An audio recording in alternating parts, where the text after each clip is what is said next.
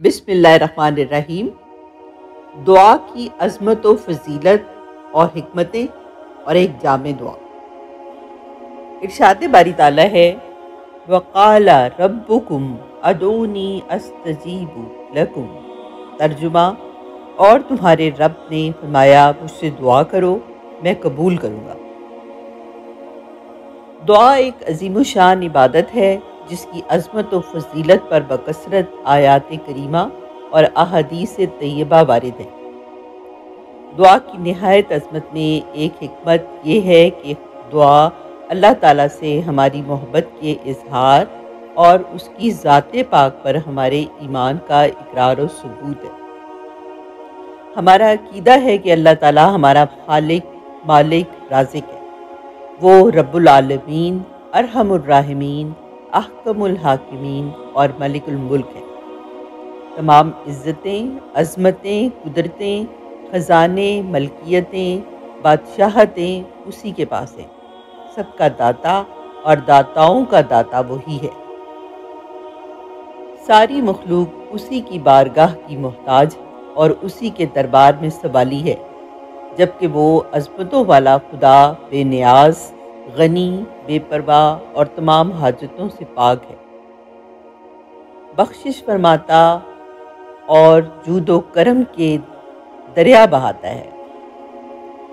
ایک ایک فرد مخلوق کو اربوں خزانے عطا کر دے تب بھی اس کے خزانوں میں سوئی کی نوک برابر کبھی نہیں ہوگی، اور کسی کو کچھ عطا نہ کرے تو کوئی اس سے چھین نہیں سکتا۔ وہ کسی کو دینا چاہے تو کوئی اسے روک نہیں سکتا، اور وہ کسی سے روک لے تو کوئی اسے دے نہیں سکتا۔ دعا قبول ہونے کی چند شرائط و آداب۔ مفسرین نے دعا قبول ہونے کی چند شرائط و آداب ذکر فرمائے ہیں۔ ان کا خلاصہ یہ ہے: دعا مانگنے میں اخلاص ہو۔ دعا مانگتے وقت دل دعا کے علاوہ کسی اور چیز کی طرف مشغول نہ ہو۔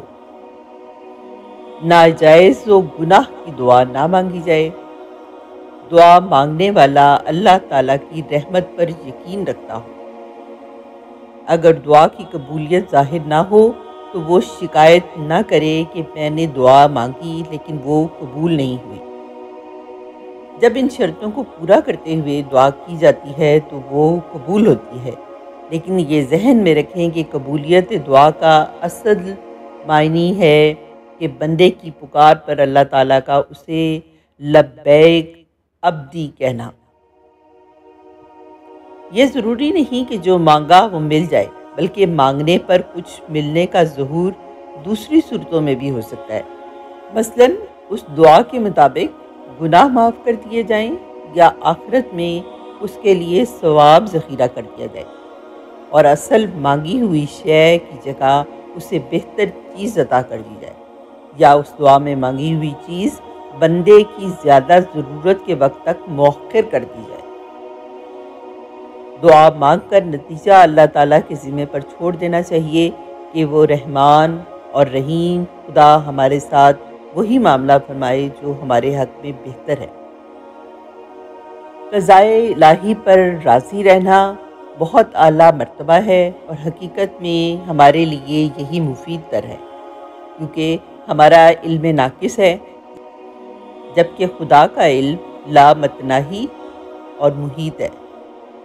کئی بار ہم اپنی کم علمی سے کوئی چیز مانگتے ہیں، لیکن اللہ تعالیٰ اپنی مہربانی سے ہمیں منہ مانگی چیز نہیں دیتا، کیونکہ وہ چیز ہمارے حق میں نقصان دہ ہوتی ہے۔ مثلاً بندہ مال و دولت کی دعا کرتا ہے لیکن وہ اس کے ایمان کے لیے خطرناک ہوتی ہے، یا آدمی تندرستی و عافیت کا سوال کرتا ہے لیکن علم الہی میں دنیا کی تندرستی آخرت کے نقصان کا باعث ہوتی ہے، تو یقیناً ایسی دعا قبول نہ کرنا بندے کے لیے زیادہ اچھا ہے۔ نبی کریم صلی اللہ علیہ وسلم کی دعائیں بہت جامع ہیں، ان میں سے کچھ آپ اپنے لیے منتخب کر لیں تو بہت عمدہ ہے۔ جامع دعا۔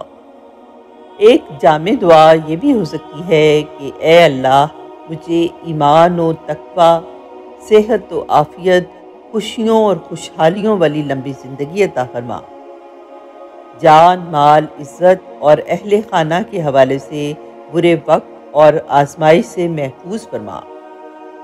عافیت کے ساتھ ایمان پر خاتمہ، نزع میں آسانی، قبر و جہنم کے عذاب سے حفاظت، محشر کی گھبراہٹ سے امن اور جنت الفردوس میں جگہ عطا فرما۔